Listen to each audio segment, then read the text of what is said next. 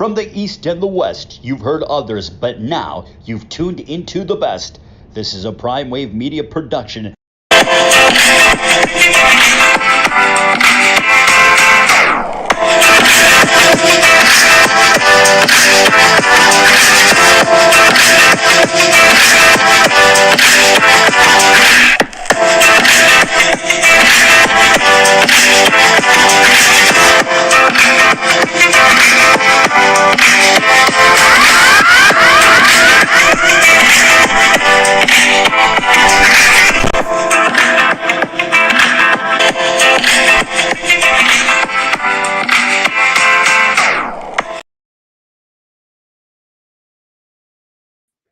What's up, world? It's the one and only Pop DBIC, the Primetime Capper. I'm feeling good. I'm feeling great. I hope you are feeling the same. And it is time for the premier sports betting show.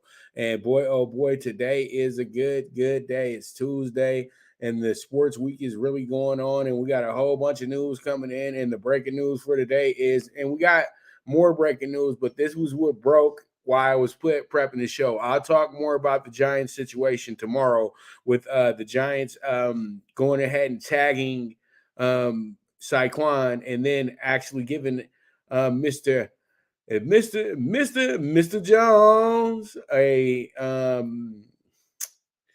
$160 million 4-year deal. So that's going to be $40 million yearly somewhat, but we all know it's an upfront fee that they pay. So it's really 25 a year, it looks like, for him with incentives. So, we'll talk more about that tomorrow, but let's get into Lamar Jackson. He got tagged today too, and Lamar Jackson gets the franchise tag. Will the super contract be near? All right. So this is the ugliest game of, I would say the ugliest game of poker I have ever seen, where both guys are showing their poker face, but one is really all in on himself, and the other is kind of, the other might stand a little bit. Now, Lamar, there is some talk going on with the trades and everything like that, but let me give you guys a nasty little secret that they'll never tell you.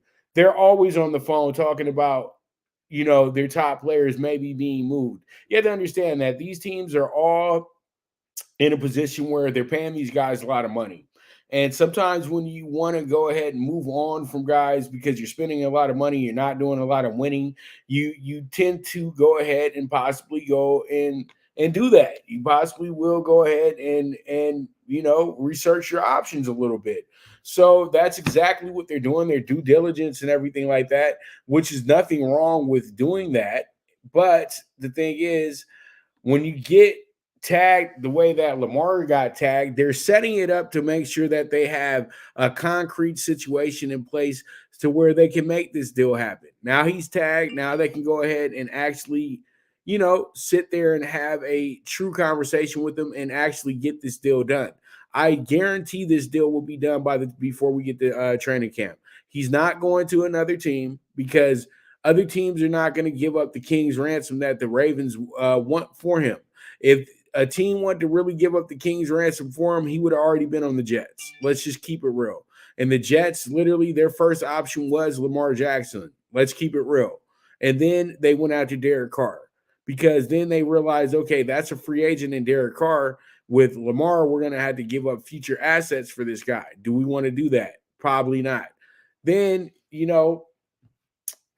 Atlanta, they were trying to throw him on Atlanta. Atlanta's fine. Atlanta has a decent quarterback in Ritter. Atlanta had no hope. They had no expectations going into last year. I had that team actually only winning 3 games last season, and they exuded my expectations. So, believe it or not, the Atlanta Falcons are a team that can be a team that's on the rise with the right moves on draft day and the right moves in free agency. So, I think that they don't want to get into paying a whole bunch of money to a quarterback. They've already been down that road with both Michael Vick and with Matt Ryan. So, they're trying to develop this situation with Ritter right now. So then they can possibly save them some dollars as well, too. But I truly do feel that Lamar does deserve his money. I think that it's a bit much to ask for $200 million guaranteed. That's a lot. That's a lot, boss. That's a lot. He wants a fully guaranteed contract. But the thing about fully guaranteed contracts that make them actually pretty good for teams, you just don't like to hear fully guaranteed contract. What happens with fully guaranteed contracts, it turns into a baseball type salary cap to where you can go ahead and you can adjust how much you're actually paying that guy, so then it can fit your salary cap much better. It's actually a very good way of handling your salary cap much better. The Browns did their homework on doing that, and pretty much that's what it came out to be.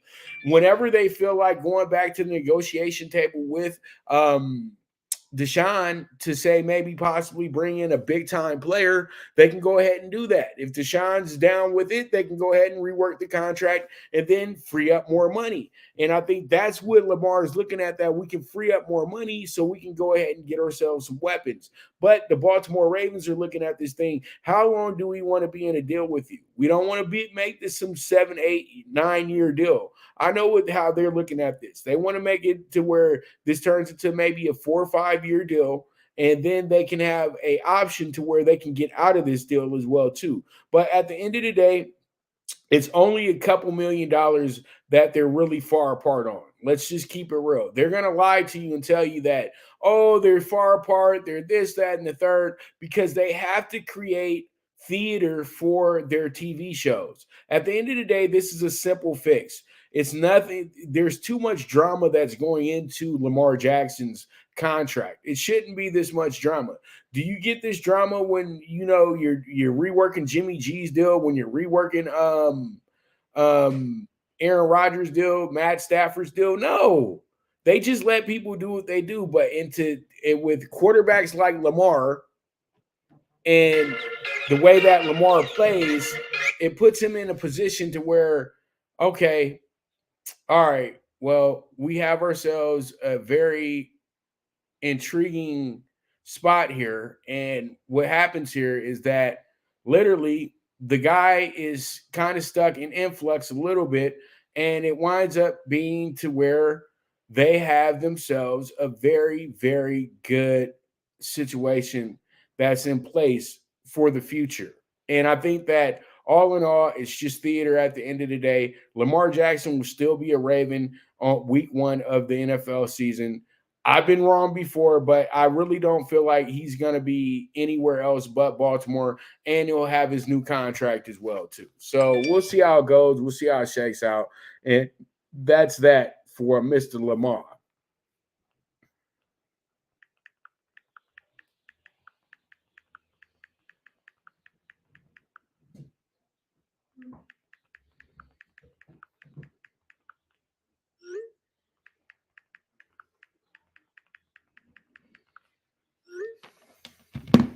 All right, 30 teams, 30 days. Let's go ahead and jump into it. Sorry about that. You saw I got a call, so I had to return that call. 30 teams in 30 days. Who do we have today? The Los Angeles Angels of Anaheim, a team that actually finished 73 and 89, and they probably had one of the worst. They probably had one of the worst breaks that you could have in a season. The team actually was up, I think, like 5, 6 games. And it was so funny because one weekend, we finished the month of April with the Angels is the number 1 team in the West for the AL West. The Dodgers, the number 1 team in the NL West. The Yankees, the number 1 team in the AL West. And the Mets, the number 1 team in the NL West. It was the first time ever all of those teams were in first place at the same time. And it was a little bit of excitement because you had the New York and LA teams on top. So what happens? The Angels, reality comes into play. The Angels wound up losing, I think, like 16 games in a row. They wound up firing their manager, Joe Madden, a guy that they coveted to come there from Chicago, but that was a place where he got let go of from as well too. The only place where he had real success at was in Tampa Bay, leading them to a World Series title. But then, he wanted to get paid and moved on to Chicago, and then he wanted to get pretty much what happened was he used the factor that he was the bench coach for the only Angels title with Mike Scioscia. And what does he do? He comes in and he replaces Mike Scioscia as their next manager. So pretty much, Joe Madden is was replaced because it just wasn't working with Joe Madden. So the Angels moved on from that situation. So now the Angels find themselves with a new manager this year and a new vision this season as well too. The Angels are really about getting back into the playoff mix. You know what I mean? And I think getting back into the playoff mix means that you have to go ahead and get yourself you know some really good pieces to build on. And I feel like they have those pieces in place now. There's no reason why they should not be that team. They're dealing with their third manager and I think the last 4 years. They have Phil Nevin, who they just went ahead and they just didn't go do a managerial search. They just let Phil Nevin take over the team. And Phil Nevin was a really good veteran in the MLB. He played for Colorado. I remember watching Phil Nevin play. Good third baseman. So, he's a baseball guy, so that should be very helpful with this Angels team as well.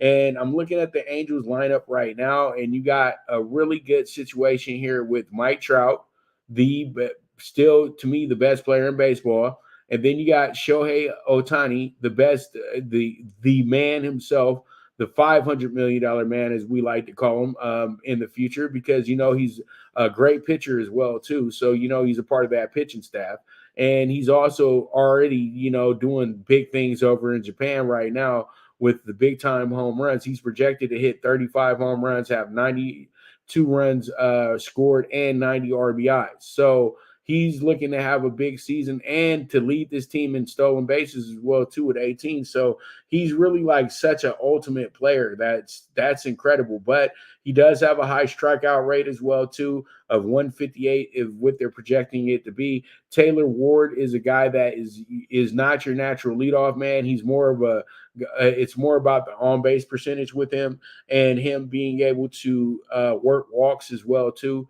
And then you have Anthony Rendon. The health of Anthony Rendon is really the key to what this team can do moving forward. So we'll see how it goes. And then Hunter Renfroe can be the X factor for this team. But I think the best addition that they had was Brandon Drury, a guy that they were really heavy on in San Diego when they acquired him, but it never worked out the way that they wanted it to. But now Drury is in Anaheim with this group, and this should be good for him as well too. And then Jarrett Walsh is a guy that can have himself a breakout year as well. You look at this Angels lineup, nothing's wrong with the Angels batters. It's just when you get down to this pitching.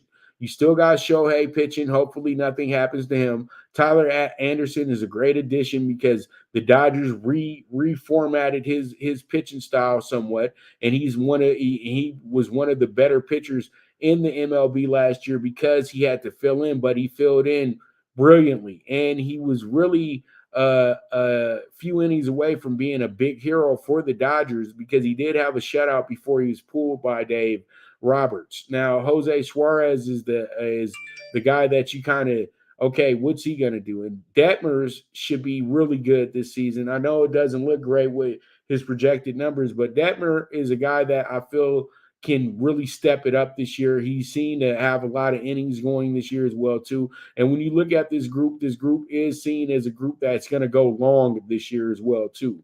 When you look at these this starting rotation projection somewhat. But, Patrick Sandoval is a guy that you feel has to have a really good season. I think Tyler Anderson can be the guy that kind of straightens things out a little bit for this team as well. So when I get down to the nitty gritty of this thing, I love the Angels over 82.5.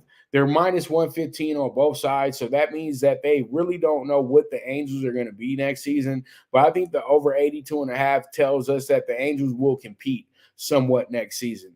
And I think that they are the only threat to the Astros next year as well, even though I will probably have some great things to say about the Texas Rangers as well, and probably have some good things to say about the Mariners. But Houston's just so much on another level. And I think the only team that really matches up with them when it comes to bat for bat is going to be the Angels. When it comes down to the pitching, that's the difference in both of these teams. But the Angels pitching can be improved this year. The Angels got a real opportunity to make some real noise here. So we'll see how it goes. We'll see how it shakes out. But I have the Angels going over 82.5 games, and that will be a minus 115 on your future ticket as well. So let's go ahead and jump into conference championship games for today. We got 5 of them to be exact. And the first one up is going to be UNC Wilmington going against Charleston today for the Colonial Championship. And from what we have here is we have a very good Charleston team that was riding a pretty long winning streak to start the season off. And it was the longest winning streak in college basketball this year as well, too. So this team is looking to go ahead and return back to the NCAA tournament. They haven't been there in some time now, but Charleston has always been a team that was that shook up the apple cart a little bit. And I remember Charleston winning as one year they had won 22 games in a row. They got into the tournament, won the first game, got bounced in the next game. So they got a vast history of making the tournament, but they're 29-3. They are a team that's actually won as many games as the number 1 team in the nation, Houston. But that they had some added incentives because they got a few wins in their tournament as well too. So they finished the season with 27, but they have 29 overall. Now, Charleston's a team that if they lose tonight, most likely they'll be a play-in team for the tournament, because they look like a team that's possibly going to be an 11 or a 12 seed, because they do have some street credibility to them. You know what I mean? They played some pretty good teams at the beginning of the year, even though those teams probably fell off as they went ahead. They got a good, after they lost to North Carolina in the second game of the season, they went on a nice little roll there, and then they lost 2 in a row, and then they finished up the season winning 7 in a row. So, and now when you count the 2 wins in the tournament, it's 9 in a row. So this team is looking to go ahead and finish the job today, but they know that they do have it in they know that they do have a little bit of an advantage here. If they lose the game, they'll probably still make the tournament. They got 29 wins on the season. They're not going to keep them out of it. What I see here with Wilmington was a team that didn't finish the season great. They've lost their last 2 out of 3 games of the season, but they came back into this tournament, bounced back. They got a good win over Drexel, who was, Drexel was a team that a lot of us thought was going to probably beat them, but then they got a really good win against Hofstra. Hofstra was a very talented team, 24-8. They wound up getting a good win over this team and absolutely doing the damn thing in overtime to get this win. But I think that this is a tired team as well. You know what I mean? Wilmington was one of the better teams in the conference as well this season. That was a 2-3 as well. So, you got a lot of things that work in your favor. But at the end of the day, though, when you look at everything and when you look at how everything sets up, it's just everything really does, to me, favor the Charleston here. But Wilmington is a tough out. Wilmington has 25 wins on the season. This is one of our better games between conference foes. They're 23-9, I mean. So, this is a great game. But I truly do think what happens here is Charleston wins a very close game while you have Wilmington cover this very close game. 10.5 point spread for this one is a bit too much. It's actually been bet down to a 9.5. This was the early line. So we'll see how it goes. We'll see how it shakes out. But that's going to be Wilmington and Charleston for the Colonial Championship. Now we have the Horizon League Championship. That's going to be between Milwaukee and Cleveland State. Not Milwaukee, but North Carolina. Northern Kentucky comes in here 20-12. Cleveland State comes in here 20-12.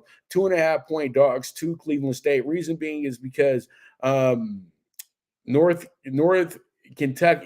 Kentucky has pretty much went ahead and been the team. So disregard Milwaukee right now. That was the game last night for Cleveland State, okay? So Northern Kentucky is 20-12, and you have Cleveland State 20-12.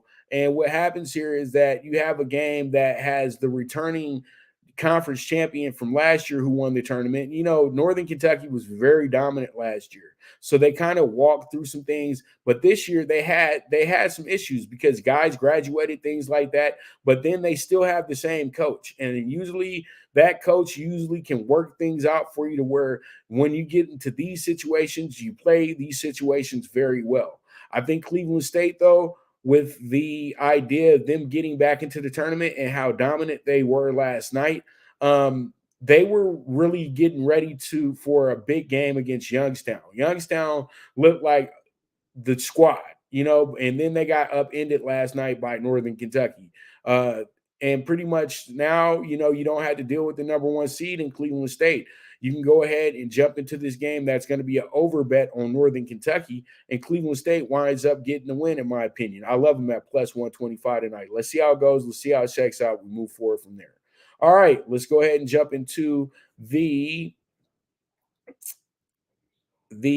Northeast Conference Championship, the NEC, and we already have a winner for the game. It's like you already know who won the game. It's you know, we already have a champion, I mean, for the tournament. FDU, Fairleigh Dickinson, they already won. They won their semifinal. Merrimack can't play in the tournament because they're on a 4-year rule where they've moved from Division 2 to Division 1. So when you move from Division 2 to Division 1, you have to sit out for 4 years out any postseason tournament. So they're not able to get into the tournament. So win or lose today, this is more just about them winning a conference tournament. But I don't think Fairleigh Dickinson would be good with going to the tournament knowing that they did not win that tournament outright. So this is still a championship game today because you still have a banner going up in your gym at your school. So I think that what happens here is that we have a Fairleigh Dickinson team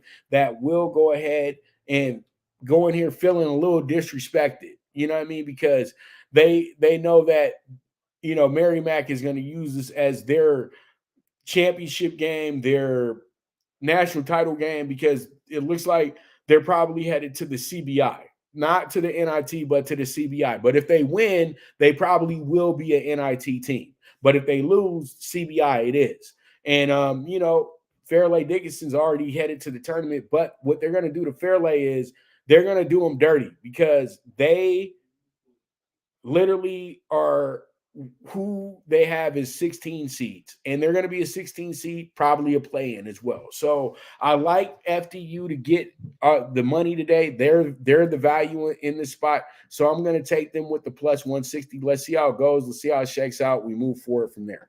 All right.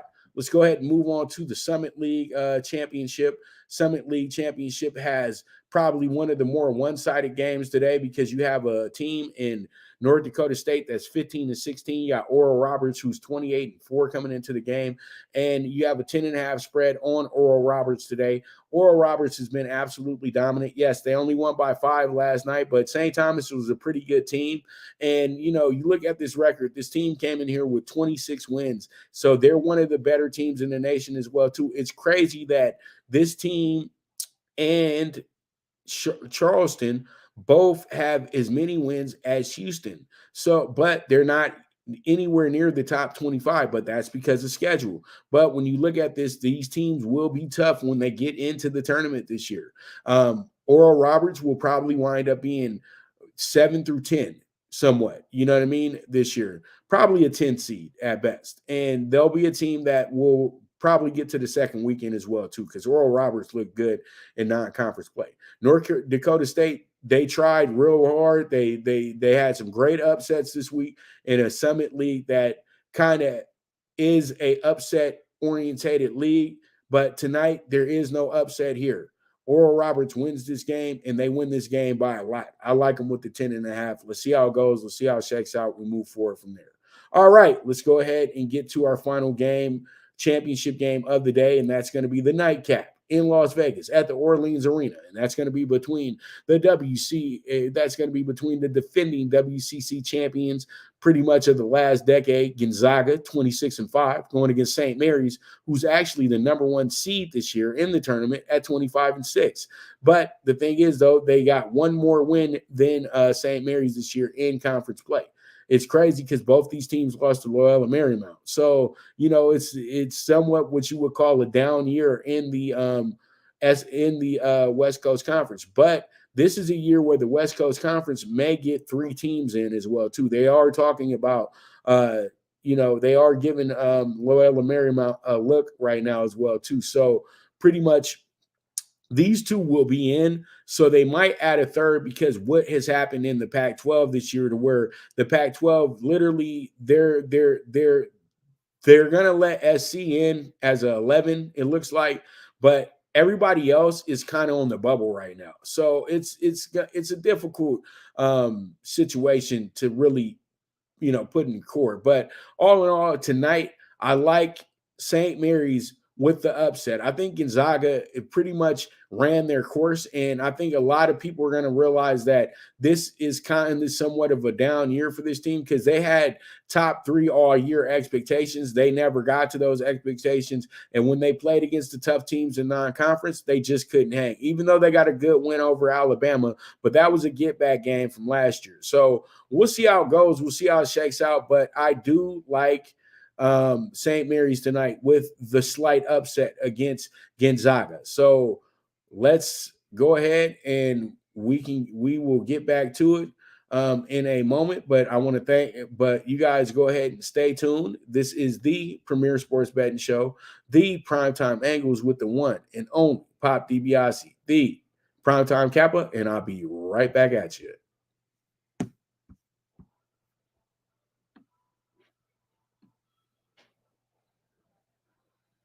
Good News Only Racing Club, led by the legendary Doug O'Neill, the trainer of 2 Kentucky Derby winners and I'll Have Another and Nyquist. Also trained 2-time Breeders' Cup champ Golden Sense, who are just a part of a long list of thoroughbred champions trained by Doug O'Neill. The Good News Only Racing Club has a young core of horses to look out for in Dennis's Celery, Irish Heatwave, and Notre Dame, just to name a few. Win the day every day with the Good News Only Racing Club, a proud sponsor of the NFL Bet Exchange. From the East and the West, you've heard others, but now you've tuned into the best. This is a Prime Wave Media production.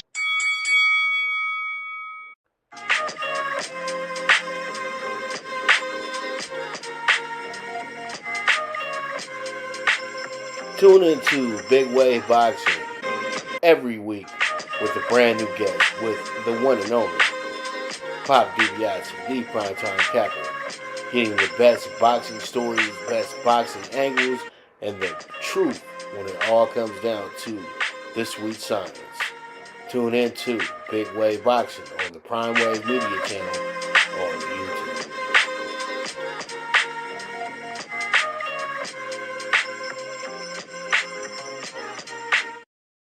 All right, here we are. We are back at it, and this is the premier sports betting show, the Primetime Angles, with the one and only Pop DiBiase, the Primetime Capper. So let's go ahead and jump into our next topics in hand, and that topic at first will be none other than the state of the Lakers. So pretty much state of the Lakers, we have ourselves a very, very, very fun situation going on with the Lakers right now. They are back in the playoff race somewhat. If we started the playoffs today, the Lakers would be a team that would be a part of the play-in situation. Now, the play-in situation does call for the Lakers to, have to win a few games and, win a few games the long way. You know what I mean? You will have to go ahead first, win your game against the 7 seed, then come back around and play whoever is going to be you play in the next round to settle who's going to be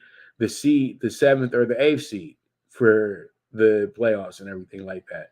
But I know that, pretty much, or what is it? You played a loser or you played a loser. Yeah, the loser plays the winner of that game to get into the next round, right? So that's what you do. So it's literally between 4 teams. So if you're the 10 seed and you lose, you're out, right? And so if you're the 9 seed and you lose and the 10 seed wins, you're out.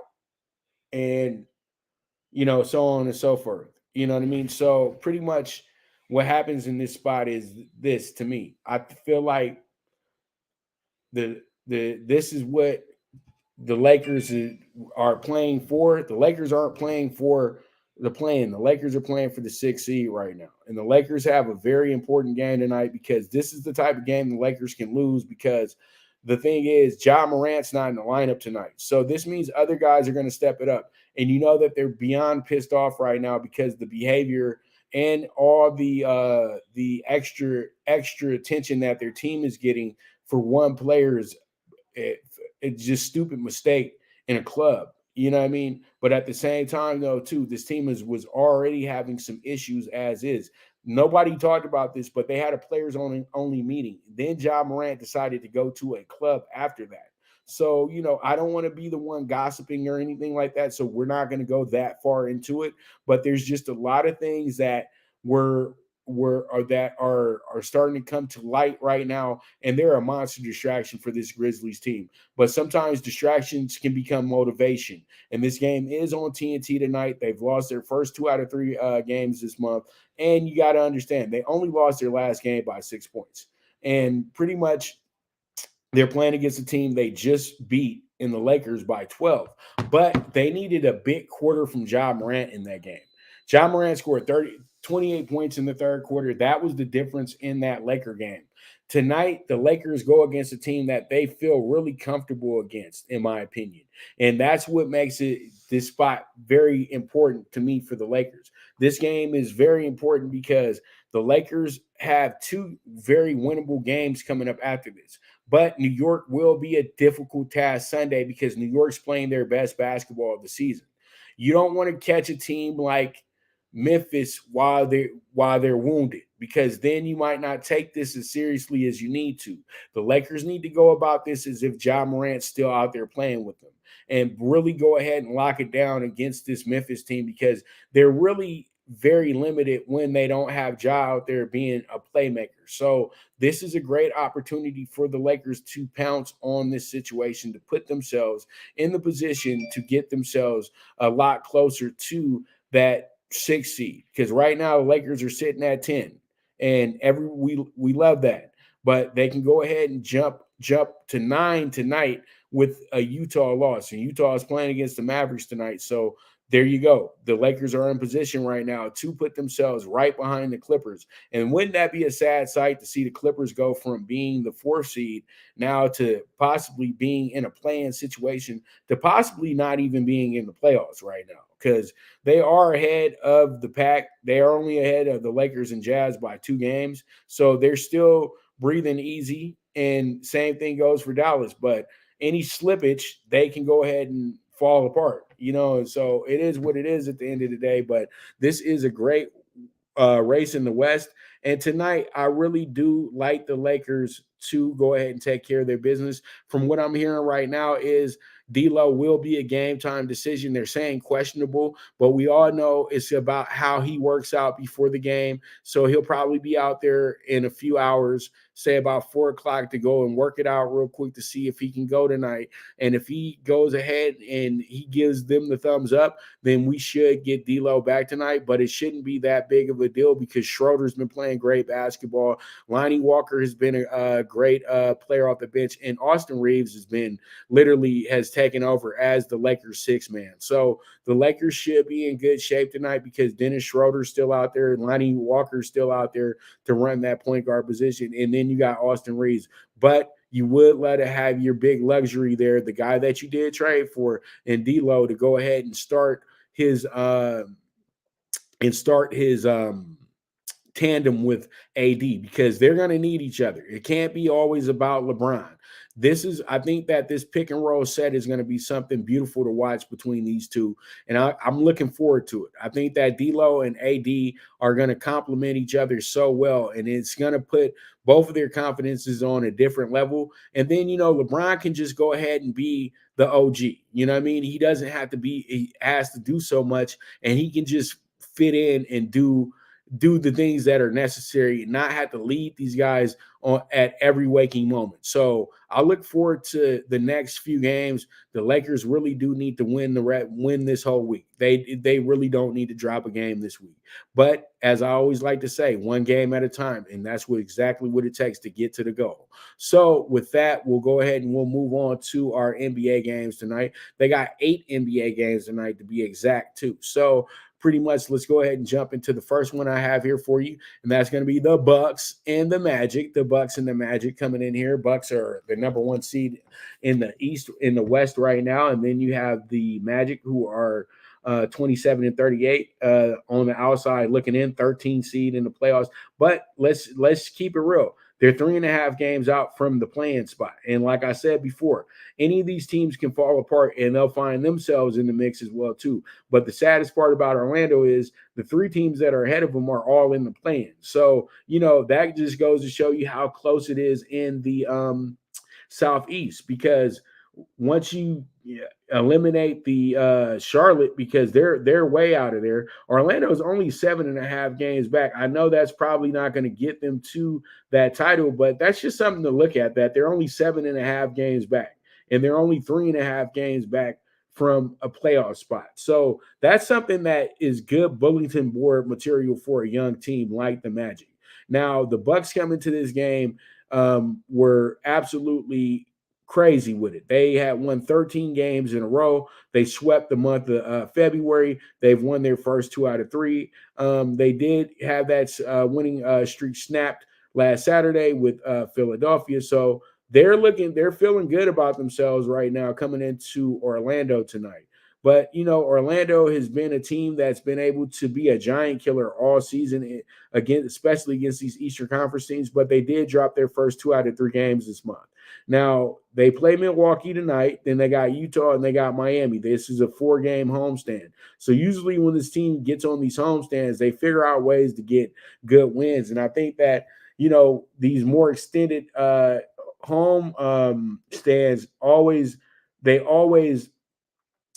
come up off of these. But it's crazy because we know that Milwaukee's going to be shorthanded tonight, but that doesn't really make a difference because the Magic are still a team that literally, it doesn't matter if a team comes in there shorthanded. Guys will miss a night when they're playing Orlando because they know they can still beat them. So Orlando is really good in this game. I think that people should not overbet Orlando, but Orlando is a strong play in my opinion tonight.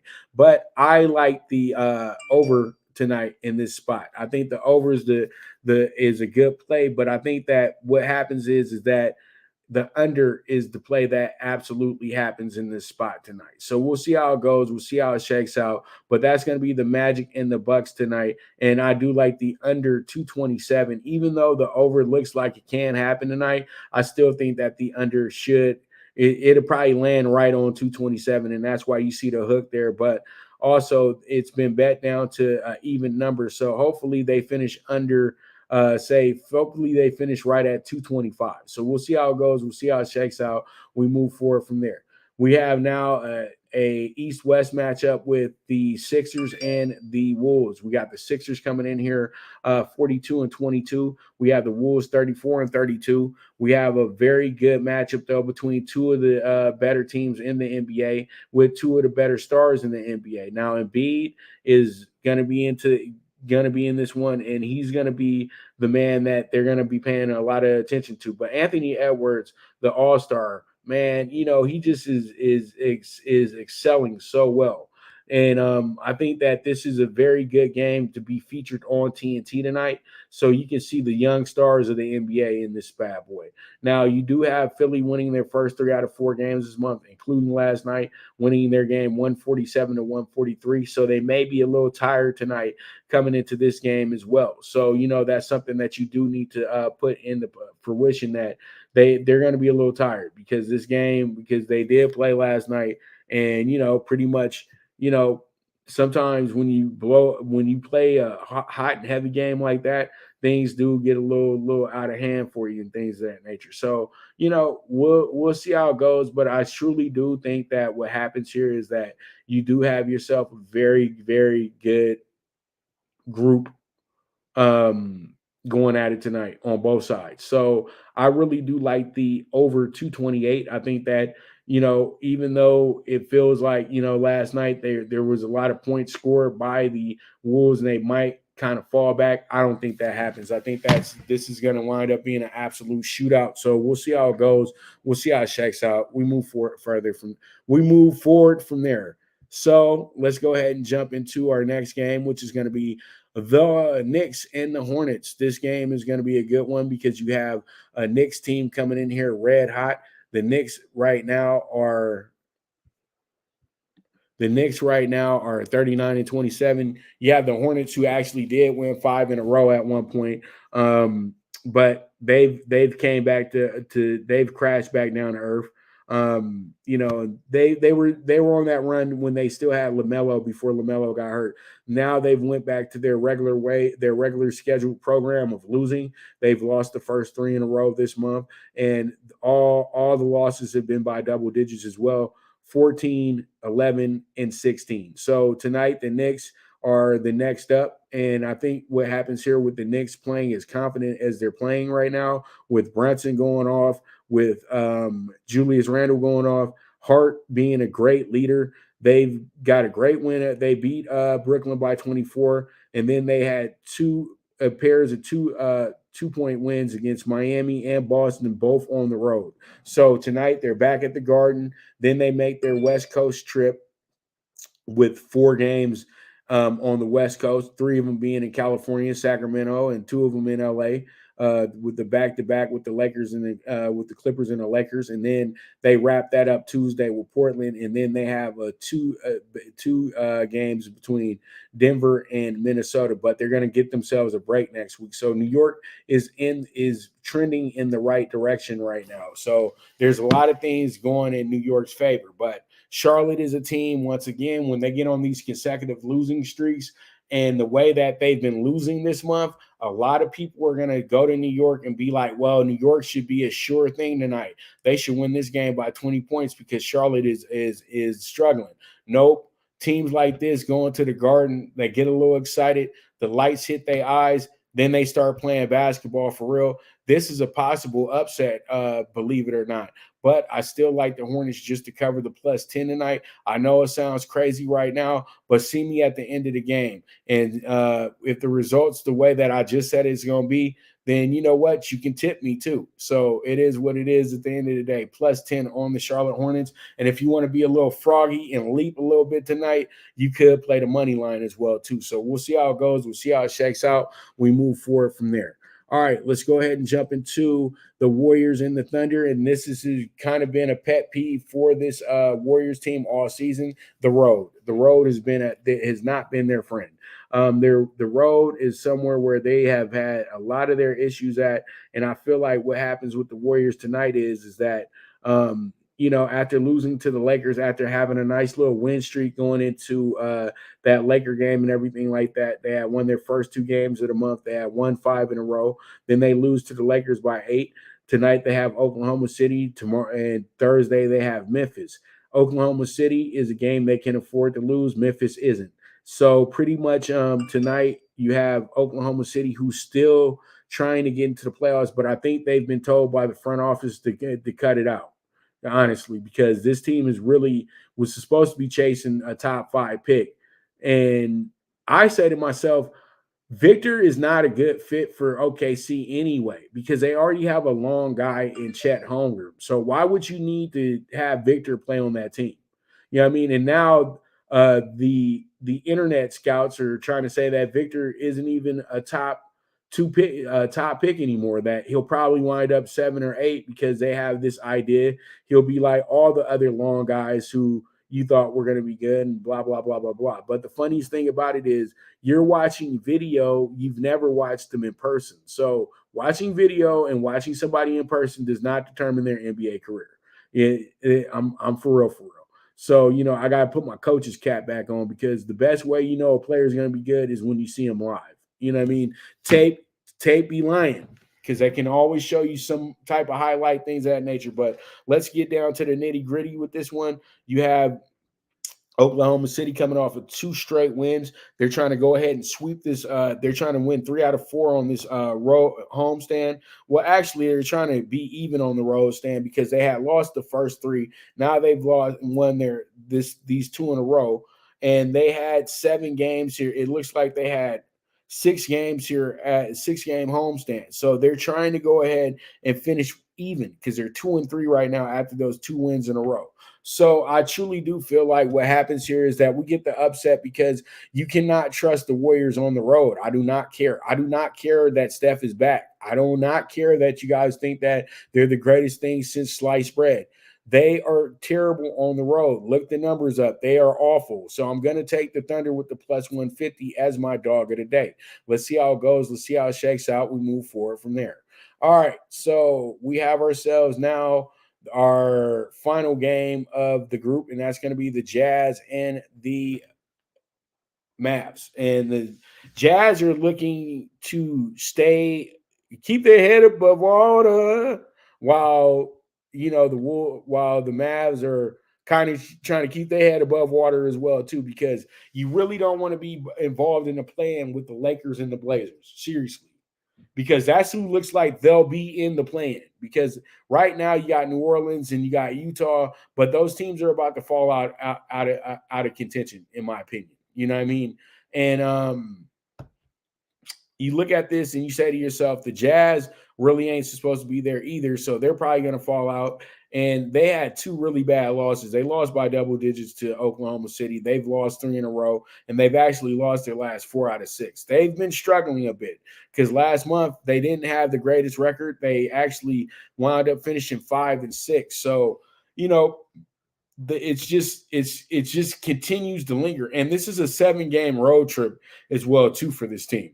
And they've lost the first 2 games, which were back-to-backs to the same team. Now, they got Dallas tonight. They got Orlando Thursday. They got Charlotte Saturday. And they have Miami on Monday. Then they're back at home against Boston next Saturday. So they actually get a whole week off next week, to be honest. You know what I mean? So this team is really trying to just get through this road trip right now. So 4 games left on the road. This could be a little dangerous for us. But the Mavericks, can we trust them? Because the Mavericks are one of the worst teams when it comes to covering spreads. They win games, but they don't cover spreads. I just keep it real with you. They just came off of a frustrating loss against Utah. They lost, not Utah, but against Phoenix. So now tonight they got Utah. This team has actually lost their last 3 out of 4 games as well, too. And really, when you look at it, when you date it back to when they got Kyrie, this team has actually wound up losing 5 out of 6 at the end of the month last month, and they're 1-1 this month. So they've lost their last 6 out of 8 games. So that's not good. So they're 2-6 since getting Kyrie. So, is this thing really working, or is it hindering the Mavericks? I don't know what they're doing here, but I think that it's going to be really tough for the Jazz to be into this, because I think that they lost their drive in a sense. I think they understand that they're not going to go far in the playoffs, and I think they've been instructed by management to start not caring and losing games, because we're not supposed to even be in position to be in the playoffs right now.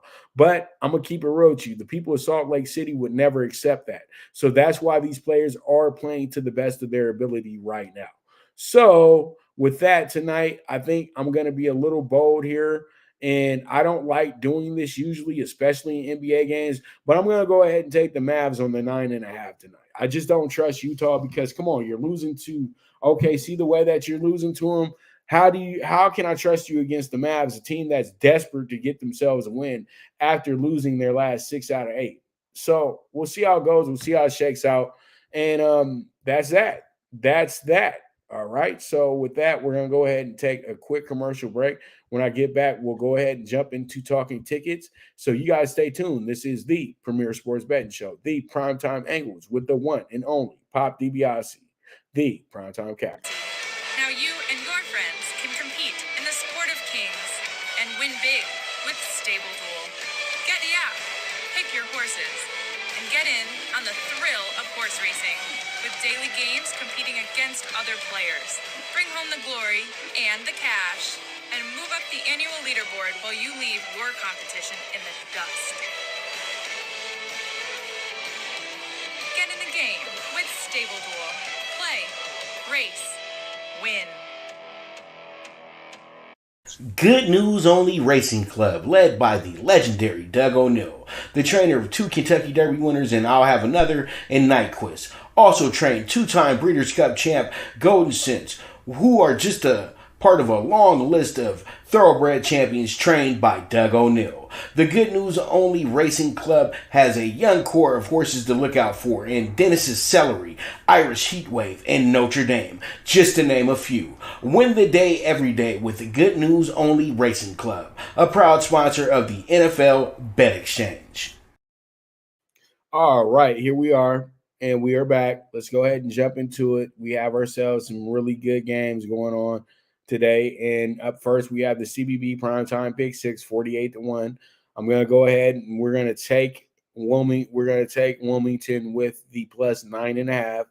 I'm not saying they win the game, but I say that they cover, because at the end of the day, there's one team that's playing for their tournament lives right now, and there's another team that kind of has this idea that they're going to be a at-large bid. And I think Charleston does get the at-large bid because they were ranked at one point this season. So, this game could be a nice little dog bet for you as well, too, because Wilmington has beat Charleston this year as well. So let's just go ahead and notate that.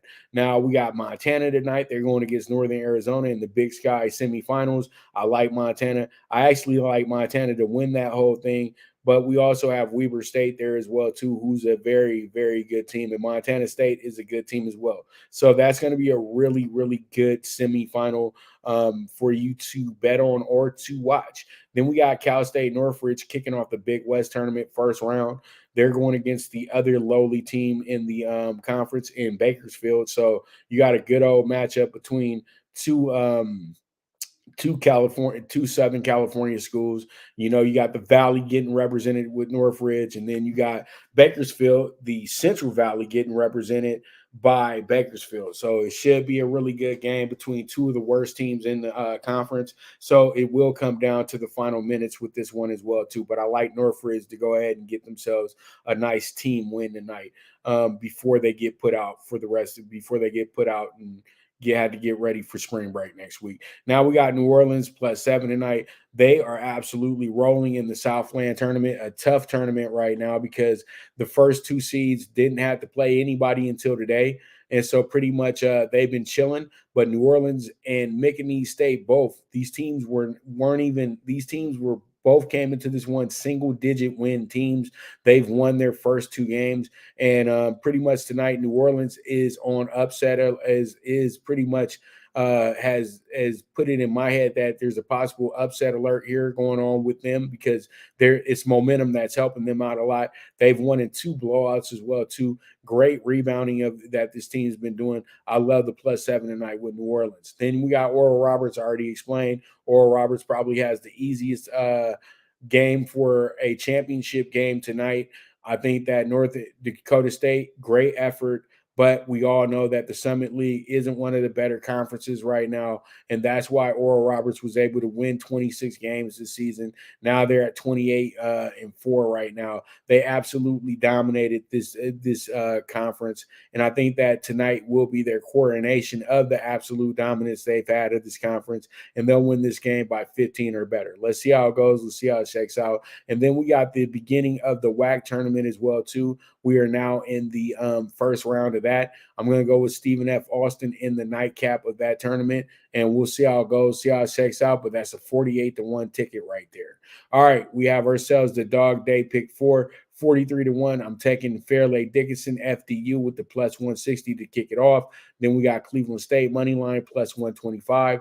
And then with my big dog of the day in the ACC tournament, the final game of the ACC tourney tonight, I got Notre Dame with the plus 230. And then in the nightcap, we got St. Mary's taking home the championship for the West Coast Conference with the plus 130 tonight. That's going to be a 43-1 ticket. Let's see how it goes. Let's see how it shakes out. And then in the NBA, we got a 32-1 ticket tonight. The under 227 with the Bucks and the Magic, plus 10 on the Hornets tonight.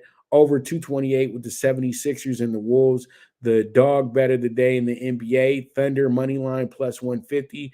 Then we got the Mavs to try to get us home and try to cash out that 32-1 ticket for us if we are all four down already with the 9.5. I know it's risque business, but I think they're capable of covering that spread and some tonight. So we'll see how it goes. We'll see how it shakes out. But that's going to be your talking tickets for today. And I want to thank you guys so much for tuning in as well. You guys are the absolute best as always. So with that, as I always like to say, bet with your head, not with your heart. The movement is moving, and this is the premier sports betting show, the Primetime Angles, with the one and only Pop DiBiase, the Primetime Capper, and I am gone.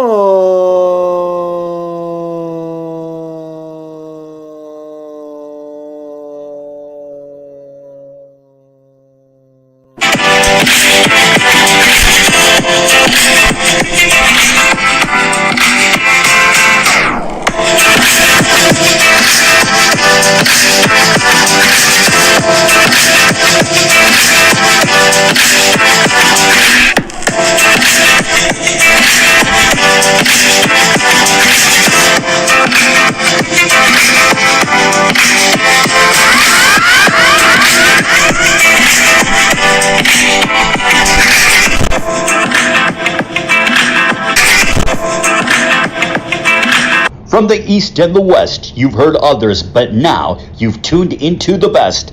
This is a Prime Wave Media production.